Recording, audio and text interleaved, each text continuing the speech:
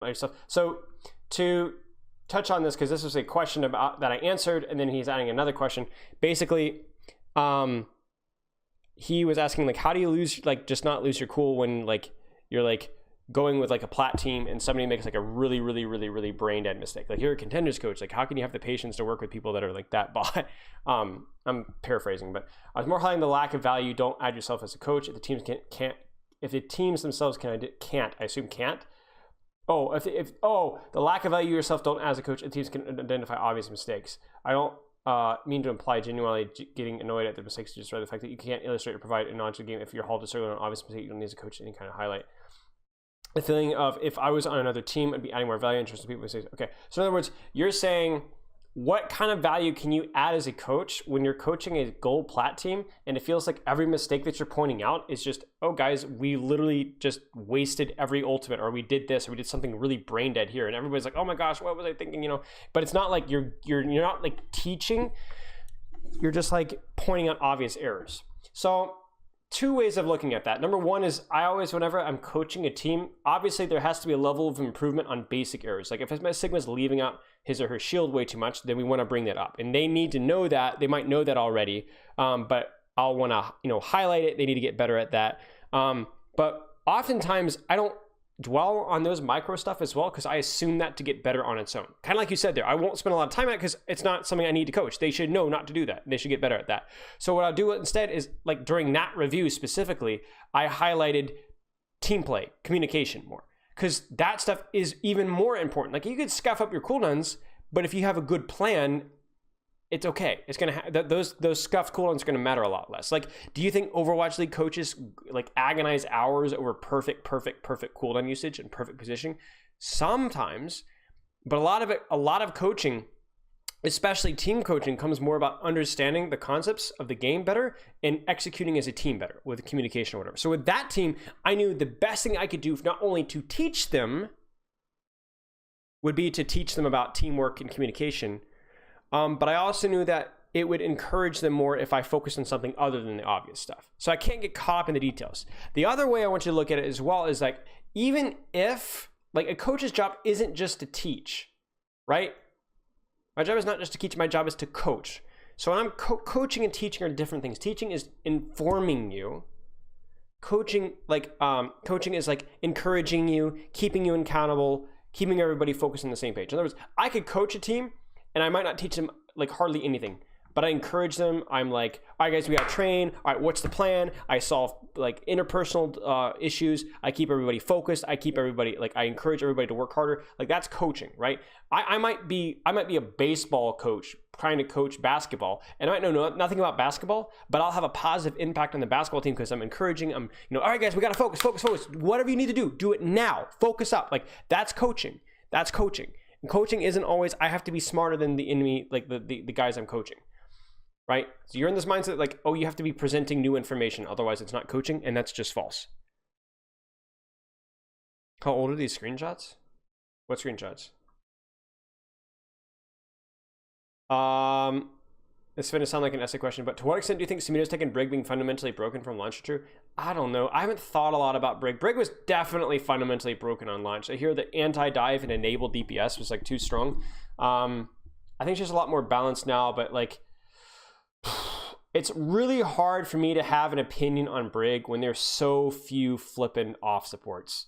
Like, how am I going to say Brig is broken when it's either Brig, Lucio, or Zen? And Lucio is like one of the heroes that's really only works with Brawl. Like, he's just kind of bad with other comps. So, like, how am I going to have opinion when you have two other off supports? One is extremely niche, but fairly niche, and the other one is just Zen. Like, how am I going to have opinion about the third? Well, of course you're going to see a lot of Brig. Maybe Brig is annoying to play into, but, like, what? Like, I think she's a lot, like, fundamentally broken, but, like, is it Brig Lucio? Okay, so like the difference between main support, so this is where Overwatch is really kind of stupid. Main support is a team role.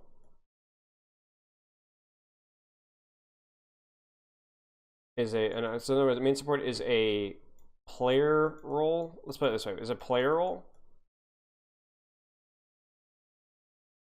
And I look at off healer. as like a team role. In other words, a role you fill within a composition. In other words, generally in Overwatch, you will have one main healer and one off healer. And the main support plays the Lucio, Brig off healers, and also the Mercy, who is technically most of the time considered a main healer. Main support is, you want a main support in a flex. So you have one main healer who are Moira, Ana, Zen, oh, not Zen, what am I saying? Bap, Ben, and Mercy. And your off healers are Zen, Brig, Lucio. You want to look at healers as there are heroes that provide more healing and a little less utility, which are these four, and less healing and a little more utility, right? You've got heal orb, damage orb, cold, nade, sleep, a little bit of damage, lamp, a little bit of damage, a lot of damage, damage boost, res. Whereas you have discord, fairly discord damage, which and very heavy in both. Whip shot, shield bash, shield. Armor pack is less of it's more of a single target heal, right? Lucio has boop. He has speed amp. More consistent damage is more of a feature of his role. So with main, why people developed things that are different from main and off healers is because people realize that, hey, I play Mercy, so I don't really want to play Mercy and Zen at the same time. Because if I play Mercy and Zen at the same time, I'm playing a hero that requires literally no aim and a hero that requires a lot of aim. That's inefficient training. So, you know what? I'm going to play Mercy and I'm going to play Brig because those two heroes don't require as much mechanics. You know what? I'll play Lucio as well because he doesn't require as much mechanics either. He definitely requires a lot of mechanical skill, but he doesn't require as much aim. It's helpful to have aim, but it's not as crucial. So you have people would play Mercy, Brig, Lucio, the less aim supports. But then you'd have healer guys that you know what? I like playing Zen. All right, what other healers should I learn to play? I'm like, okay, you already have good aim. Well, then you should also learn how to play Ana and you should learn how to play Bap. Those heroes are really, really aim dependent. So the skills with Zen will carry over. So you have a flex support or an aim support who plays your aim or aimier heroes, right? And your main support, or let's say non-aim support, plays your Mercy, Brig, Lucio. Now Moira is generally played by flex support, but that's because Moira is usually comboed with the Lucio. It's not because Moira requires aim.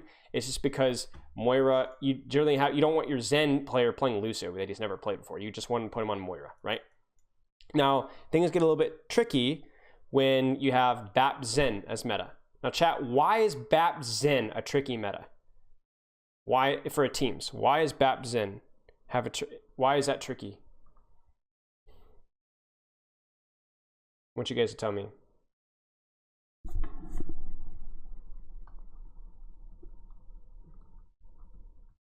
Right, because both require aim, right? You can't just say, oh, my Mercy main, Lucio main, Brig main.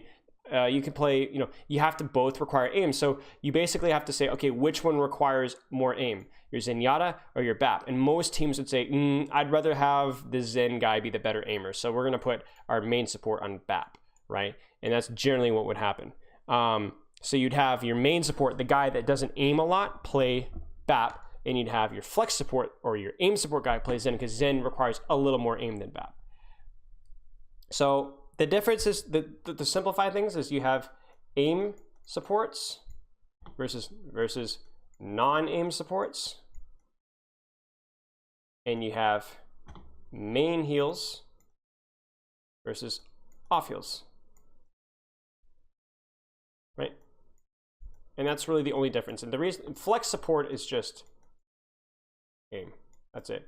And main support is just non-aim. Just different ways for saying things.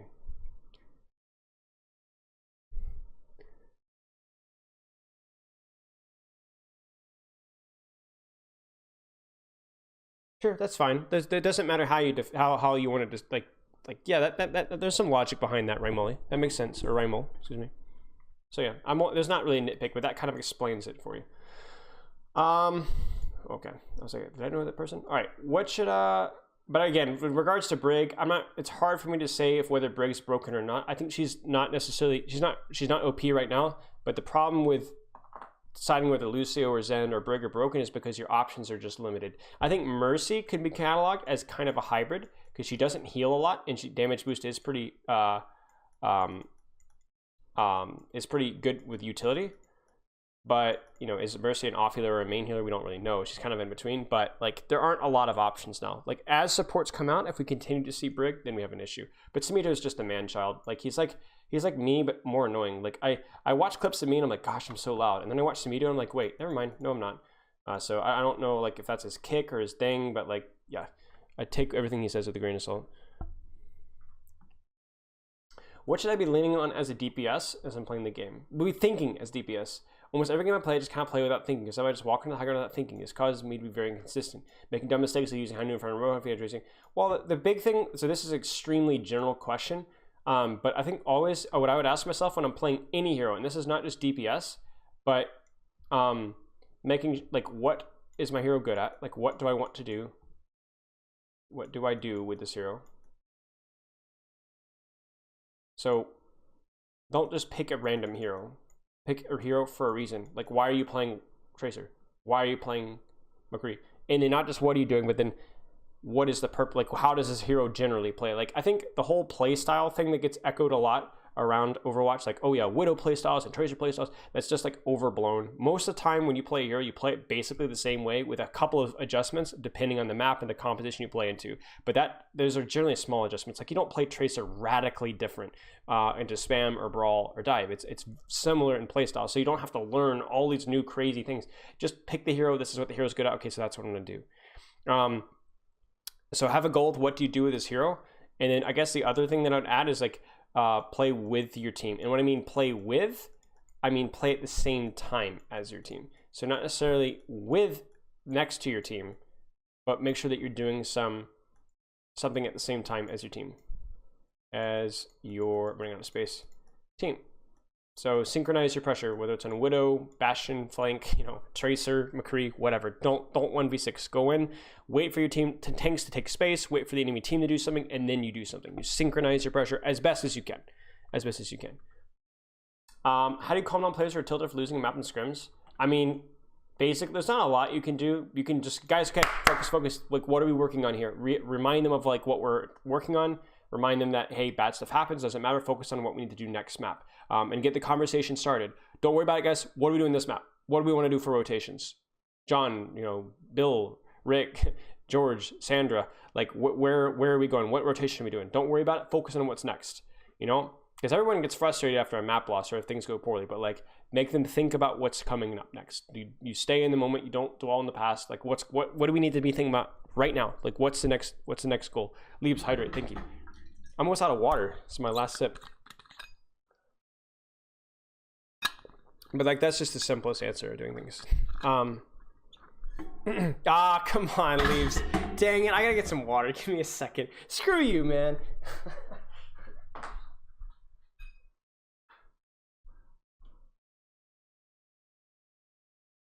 The thing is, hang on.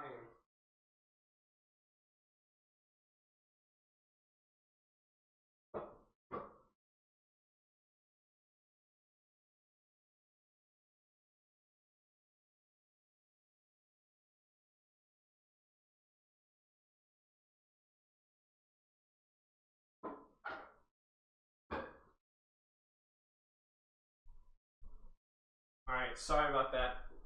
Unruly chat. No, come on! You guys suck! Oh my gosh. Okay, here we go.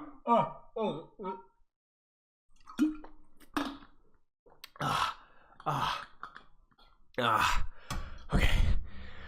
Alright, well, I know I'm gonna pass out from hydrological like dry drowning but you know, you're welcome. Okay. Yoo-hoo? Okay. Oh my gosh. All right, this is it. I'm gonna crank up hydrate to be like 20,000 points.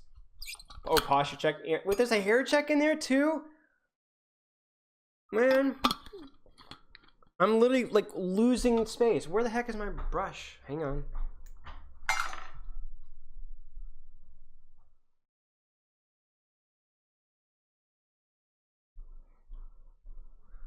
Oh my gosh. All right, let's see what we got for hair check here. I'm getting a haircut this weekend, so it's gonna be like, yeah, there you go. Have fun with that. It's not much different. Now it's just like a different, slightly different type of bush. And posture check. Posture check, yeah. Okay. With how quick a game of Overwatch is, how much of decisions are made in game compared to how much is expected to just be known? I mean, decisions are made in game because of knowledge that you already have. In other words, if I see a red light, I stop at the red light. I have to make the decision that, oh, that is a red light. Or for example, yellow light, right? Can I stop at this yellow light? Do I have enough time? Okay, I think I do. I don't need to stop. I can keep going, okay, right? But that decision making comes from having the knowledge that a yellow light implies that a red light is coming soon. If you don't have the knowledge, then the decision making in game just isn't going to be correct, right? Be nice. Leaves, you're so sweet. I love you so much, my friend. You give me so much cash. It's the most insincere be nice ever. But you need to have the knowledge to actually make good decisions. So I think it's about having, like, IOSX released a really good video on this, and like skill versus knowledge, and not having the knowledge isn't good enough. You have to practice having the knowledge and then applying it, but also it's impossible for you to actually make good decisions, like good skillful decisions, without actually knowing in the first place, right? So it's like a two-way street. You need to find a good balance. Know as much as you can, but if it gets to the point where you feel like you know a lot, but you're making bad decisions in game, then you need to practice more. When do I play with my team / punch tanks versus go on long flanks as Doomfist? So we talked, like, I'm literally not even going to answer this question because we spent a long time going over it yesterday. So if you guys want to know the answer to this, stay tuned. We're going to be putting it up on YouTube relatively soon. As Tracer, I get killed or pressure out very quickly among the enemy backline. I see high-low Tracer plays roam enemy backline with the team while fully engaged. Yet I can't replicate that. What do I do after I've set up? Just hide and wait? Yes. What happens if our team is never able to get a clean engage? Well, then engage with 4 of your team or 5 of your team, or anytime your tanks are doing anything, that's your cue to do something. How do I play Tracer in a brawl, especially with a new damage fall off? Take an angle and just keep pressure. So what you lose in terms of like raw damage, you make up for with length that you can play there. So pay very close attention to your timing. So I think this has very, very, very closely to do with this. Like, it seems like you're struggling to know when to time your pressure, and that's something that you need to take time to look at and replay, and then obviously spend more time being aware of where and when your tanks are going in. And keep in mind, it doesn't always have to be the enemy backline. So if example, if this is the enemy core and this is your core, you don't always have to be back here. This is good enough oftentimes, depending on the situation, depending on the class, but you don't always have to be all the way back here. You don't want to be frontline, but you can be here or here or here, depending on the situation. So be flexible. All right. What's the difference between having space and having map control? It's the same thing. Like, these are just complicated terms to just say, hey, you have spots in the map that you like, the high ground, flanks, etc. Also creating space and taking map control, same thing. Same thing. Like, a Reinhardt can create space by walking down main, a Winston can take space by jumping high ground, a Reinhardt can take space by clearing out a flank, a Winston can take space by jumping their backline and forcing them to turn around and deal with them. That's the same thing, and allowing his team to walk forward for free. So it's the same thing. As far as I know, I mean, you could probably be nitpicky and find a minor difference, but it's not worth it. I was watching an interview with Dogman's YouTube channel with the coach of Valorant team back in 10. He talks about the need for teams to be bound up so that the politeness, humbleness erodes away, so that teams to bound. About the need for teams to bound so that the politeness, humbleness erodes away, so that teammates can be themselves. That's when the team can bound and trust each other. Bond. Teams to bond. When teams can bond and trust each other to get the results that are striving how difficult the coach has been. I think like politeness and humbleness. So like I agree to an extent. Like in terms of like you want people to relax. Like I was just talking today. There's like the recipe for success is like a tricky one because there's a lot of different ways to make a good cake. You know what I'm saying? But one of the ways of doing it is like to spark an environment where learning is fun and training is fun and like less stressful and just having a good time. But you also don't want to like overdo it and have people like stress and like or be too relaxed and not putting the work in. So the perfect balance is to find people who are dedicated and committed, and then to help those people become relaxed, like, and just kind of become themselves and just relax. Because like ultimately you do kind of want, a lot of teams find a lot of success with a very much family environment, right? Everybody has a good time, everybody trusts each other, everybody's like ready to commit and learn and train, and like there's nothing that you dread. That's a very important component for success for a lot of successful organizations, successful teams, etc. So I agree with this. My only thing I disagree with, like the politeness, humbleness, I don't think that for you to be relaxed and to trust your teammates and have a good time, you can't be polite and you can't be humble. If you mean like fake canned politeness or humbleness, then yes, obviously like you don't want to be like, oh, this is just the correct thing to do, so I must do it. But like we also encourage like selflessness and trust. And you know, I spent a lot of time when I was working with Share Cold about like, if you have a problem with your teammate, you need to phrase it, you need to communicate to your teammate, talk out the problem, figure it out, but you also don't come in there like a turd and be like, yo, you suck, what's going on? You need to be polite, you need to be considerate with what you're saying. So I mean, I assume you're paraphrasing, but I think this doesn't really tell the full story. How do you build up a solid pool of taking map control is like taking high priority space? I mean, yeah, but the whole point is that you're taking space that you want, you know, you're taking map control that you want for either of those. How do you build a solid pool of heroes as a hits game player if you want to become a professional one day? What's the thought process in deciding which heroes to pick up, learn, and master? I mean, a lot of it is you start with like what's fun, but ultimately you do have to build a pool of like what heroes are generally like meta and match. So like, you know, everybody, you know, Tracer and, you know, the Ashe and Widow. I can't draw with crap and I don't care. Widow, Kree. It's slowly, progressively getting worse. Those kind of the heroes that you want to start with. So like part of it is you do play what's fun, but also you have to play what's good and like what hit scan is good at. But that I would start with that. When deciding what heroes to pick up, learn, and master, you have to look at what heroes are good, and which hit scan heroes are good, and you need to learn those one at a time. How would you like to buff Doomfist, or how would you buff Doomfist without taking him OP without feeling the entire place be mad at you? I would buff him. I don't have any specific ideas, but I would buff him by increasing his ability to duel or pressure or like support and live on angles and take angles. But I would probably nerf his ability to one shot. So like not even his punch. Like the punch can, like you can nerf the punch damage on a wall. That'd be fine, whatever. But it's more of like the slam shot uppercut. Like the amount of damage that can do and how quickly it can be done is just really stupid. Like if a Doomfist slams you and you're a squishy and you weren't, like you're dead instantly. So the hero is designed around being very punishing. Like you can punish a Doomfist very hard if you're aware, but he can punish you very hard if you're not. So the way to do it would be to reduce his one-shot potential through slam combos and punch combos, and increase his flexibility at like shorter ranges, like give him more mobility and stuff. But again, I don't have any hard answers, and I would have to think way too hard about it. But that's a general guideline I would like to see him go for. What abilities would you have if you added Overwatch as your next hero? I have no idea. Like I haven't thought about this as much. I'm personally a big fan. So I come from an MMO where what I used to, where there was like rapid ability usage that you could combo an animation cut. That's why I always liked Genji. So having a hero that was similarly to Doomfist and Genji, like rapid combos, would be fun. But it wouldn't necessarily be like punchy and brawly. Maybe something like more mid-range that you could like animation cancel your weapon and do different things with it, like swap from this to that. And I don't know, that would be kind of fun. But that's about the only idea I have. What is the most important thing when one become a coach? Like to know, knowing how to communicate, and staying on top of your improvement. A lot of coaches just kind of coast and it's like, oh, I know the game and just no team is smart enough for me.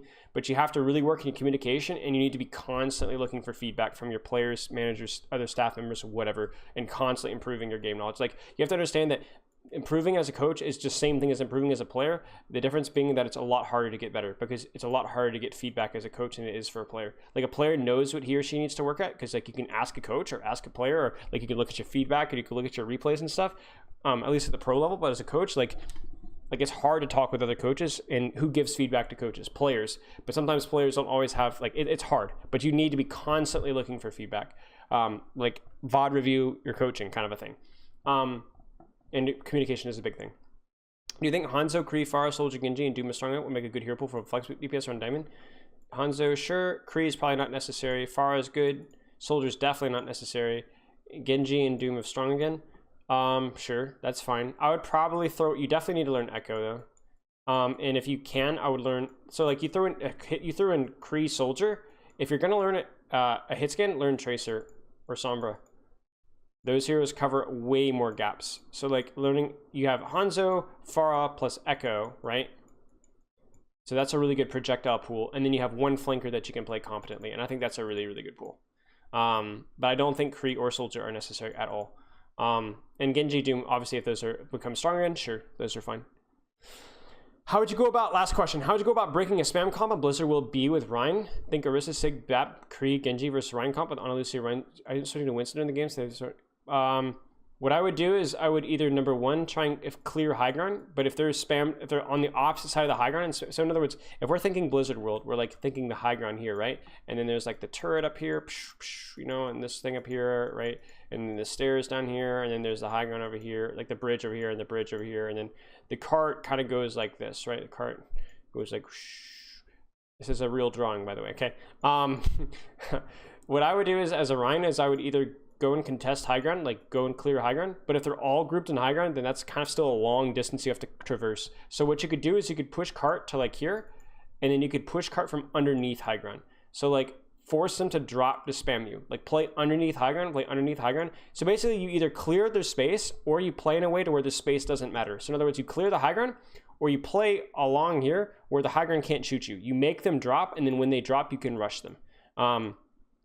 And if they, let's say they just drop Orisa to bait you out to chase the Orisa so they can spam you in the back, well then is Orisa going to do enough damage dropped? No, it's just Orisa, so ignore her too. Just keep pushing cart. And if really the only time you'd have to clear high ground is like when the cart gets to the very end, and even then you can just like bite, hold on guys, you almost capped, and then you force them to do something. So what I assume you're like, if you're losing on that comp to spam, I mean obviously that's probably a pretty good comp, but you need to prioritize on avoiding their spam, avoid and hide from their spam, or clear out the angles where the spam is playing from. Winston's not going to help very much. Winston would need a lot of support, and you're better off playing it with the Rein Diva, or with the Rein Zarya, who the Zarya will help you once they do drop to kill them.